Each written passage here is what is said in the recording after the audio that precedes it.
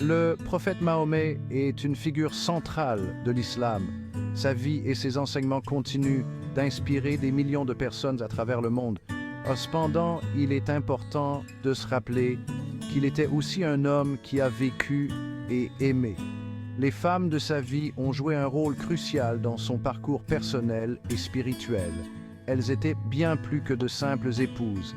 Elles étaient ses confidentes, ses conseillères et comptaient parmi ses disciples les plus dévoués. Leurs histoires nous offrent un aperçu des premiers jours de l'islam. Nous voyons les défis auxquels le prophète a été confronté et la force qu'il a puisée auprès de ceux qui l'entouraient. Ces femmes ont joué un rôle déterminant dans le développement et la diffusion de l'islam. Leur contribution mérite d'être reconnue et célébrée. Khadija était la première épouse du prophète. C'était une femme d'affaires prospère à part entière, une rareté à cette époque. Lorsque le prophète a reçu sa première révélation, c'est Khadija qui l'a réconforté. Elle a cru en lui quand il doutait de lui-même. Sa foi inébranlable a constitué un socle de soutien pendant les premiers jours incertains de sa mission. La richesse de Khadija a également joué un rôle crucial dans le soutien de la première communauté musulmane. Elle a utilisé ses ressources pour protéger le prophète et ses disciples de la persécution. Sa générosité et sa compassion ont fait d'elle une figure aimée de la communauté. Aïcha était la plus jeune épouse du prophète, connue pour son intelligence et son esprit vif.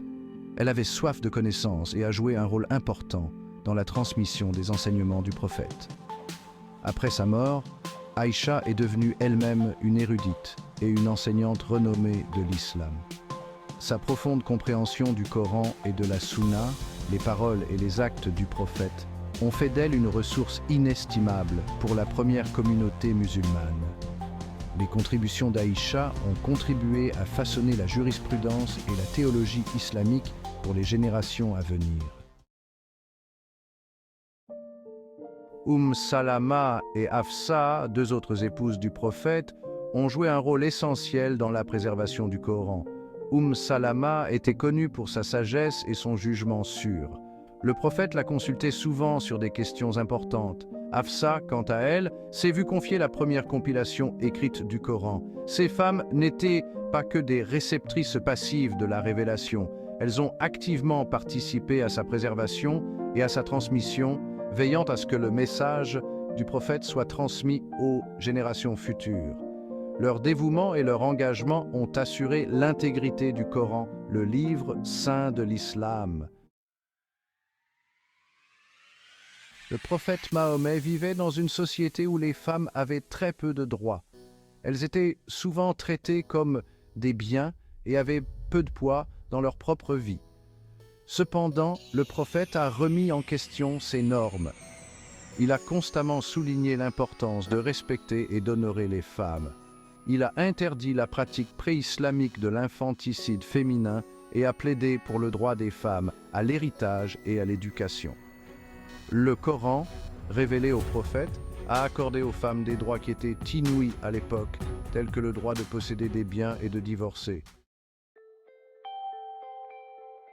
Les femmes de la vie du prophète ont laissé une marque indélébile sur l'histoire de l'islam. Elles étaient des pionnières, des érudites et des dirigeantes qui ont contribué à façonner le cours de la foi. Leurs histoires sont une source d'inspiration pour les musulmans du monde entier. Ils nous rappellent que les femmes ont toujours été au cœur de l'islam, jouant un rôle essentiel dans son développement et sa propagation. Leur contribution continue d'être célébrée et honorée par les musulmans à ce jour. Leur héritage est un témoignage du pouvoir transformateur de la foi et de la force durable de l'esprit humain.